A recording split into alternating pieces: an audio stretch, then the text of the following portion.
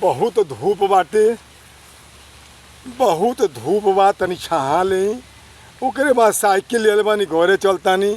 बहुत सुंदर जगह बा, लेकिन ये इतनी बड़ी अजगूती बात हम देख लेनी। एगो महात्मा जी मजनवा किनरवा बैठल बा, तो उनसे चल के अपन हस्तरेखा देखलाई कि आखिर का लिखल। बड़ा परेशानी शादी रच के हम भइल बानी।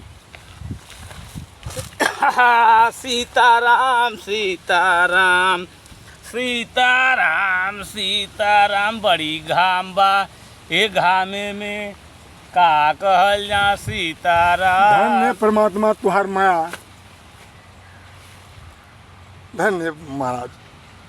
आपके पाक हम बहुत खुश हो गई। का बच्चा इतना हमारा अरे बैठा बा कि रोवा तड़ा भुकुर आत्मा हमारा प्रफुल्लित हो गया। बैठा ना, प्रफुल्लित हो गई तो का अरे आपसे प्रफुल्लित हो कुछ गई। अरे कुछ पूछे खाते अरे आप। जिंदगी आदमी के पहले बड़ा हमेशा खुश रह चाहिए। का करी, बड़ा दुख में हम बारे। बैठा का दुख में बाड़ा। अरे दादा हो दादा, का कहीं नहीं जाता, कहले बिना रहू नहीं जाता। तब बनो कष्ट का निवारण ए होई। महाराज, हम अपने लड़का के शादी रच दिया बानी। लड़का के शादी रच देहला तो इससे बढ़िया खुशी का हो सके। जहाँ यहाँ तो डरता नहीं, वहाँ हानि हो तला बनाई। अरे बाबू देखी तन तो सोचनी महाराज जी लौकर तो हस्तरेखा तो देखा। हथवा तुहार देखी बाबू।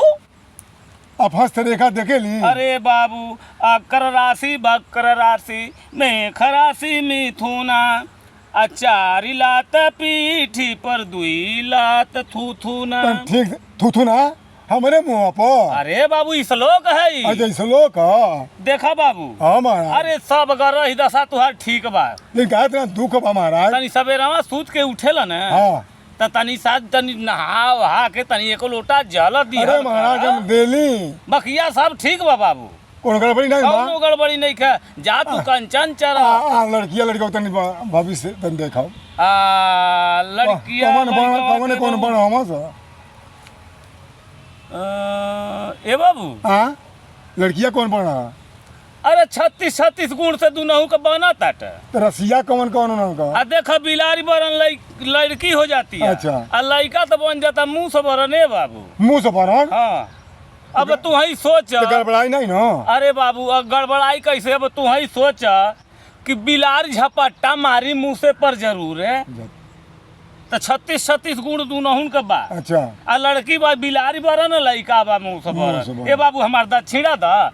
आय अब चला तू। हैं ये महाराज इन्नी बुकी की ना इन्नी बुकी। अरे सब भगवान निप का यहाँ बाबू। सीताराम सीताराम सीताराम बाबू। ये बाबा पैसे होता नहीं बाबू जाता पैसा। ऐसा नहीं आदमी हवा कि बाबा के दे दान दक्षिणा खातिर 16-32 नहीं। ए बाबा हथावा, ए बाबा हथावा। ए बाबा 5 रुपया बा। जा जा भागा यहाँ।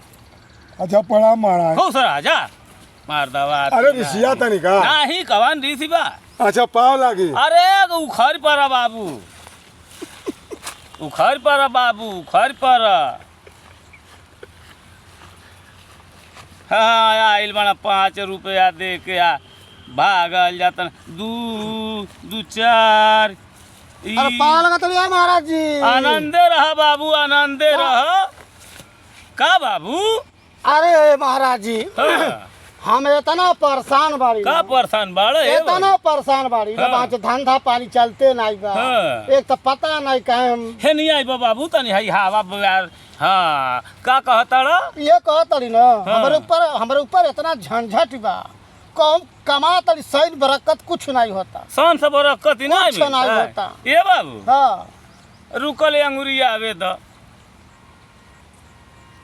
का कहली है। कने अंगुरिया के देखे पड़ी पतरवा तो घरे ए महाराज जी तन ढंग से बोली। अरे पतरवा घरे छोड़ देल बनी। हेतर मिला के बड़ा दसा। यानी अंगूरी पे देखो। हाँ ई कह अच्छा, मतलब चल अंगुरिया देख अंगुरिया बोले के मतलब ई भइले बाबू। अच्छा ले हम ना जान ली चली। हाँ रुका अंगुरिया आवे द। ए बाबू हाँ महाराज जी। कुंडली तो ई कहतिया हाँ कि 40 साल ये बाबू तुहार बड़ा दशा तुहार कर। अरे बाप हो बाप 40 बरस बर्दाश्त। 40 साल ये बाबू तुहार गरह दशा ठीक नहीं रही। अच्छा जान ल। 40 बरस के बाद आवा। ए बाबू हाँ अरे 40 बरस के बाद में तो के कुल झंझट उंझट सहे के सब मिल आदत ही पड़ जाई। अच्छा जान लो 40 साल के बाद हाँ। कोनो दिक्कत नहीं रही, जितना झंझट आई सब तो के बर्दाश्त कैले शक्ति आ जाई। एकरे मतलब हमार पूरा जीवन यही तरह बीती। अरे बाबू दक्षिणा द जिंदगी झंड है जान लो। महाराज, ऐसा रहो कष्ट में जीव डाल अजान दिया। तड़का कर हाँ। शनिचर के दिने तनी नहा के अच्छा आ तनी सा एक लोटा जल उल दी हल्का रा। अच्छा जल दिहल करी। हाँ ठीक बा दक्षिणा दे यही दक्षिणा ले ई। घबराई नहीं। रौरे तो जान हमका चिंता में डाल अरे दिया। बाबू जिंदगी झंड है जा। अच्छा जा। चल पा लगा तारी। अरे गदाई ला बाबू खर पर जा बाबू अब चलो ले 35 रुपया तो आज कमैली।